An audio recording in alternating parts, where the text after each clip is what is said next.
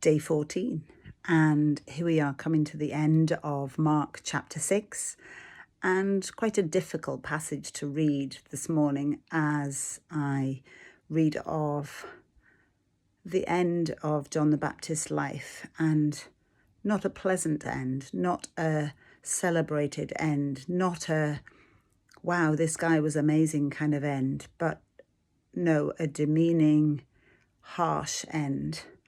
And on one level, it can make you think that, I guess, the enemy or evil has won in this sense.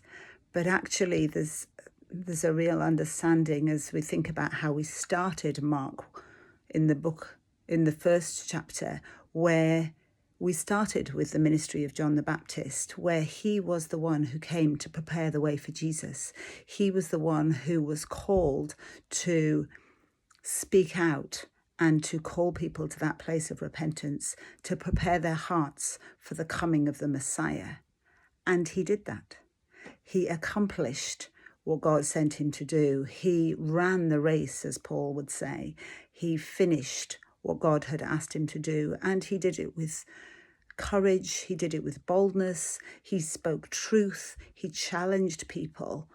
He challenged their hearts. He did it in a sense of, it kind of doesn't matter what happens to me and what the cost is to me, I will finish the race that has been set before me. And so Jesus praises who he was on the earth, but there is no other celebration of who he is on the earth. But oh my word, I can imagine that when he died, there was a heavenly reward, a heavenly response, a sense of, well done, good and faithful servant. You stayed faithful to the end. You finished the task I gave you, and you did what I asked you to do. You said what I asked you to do, regardless of the consequences.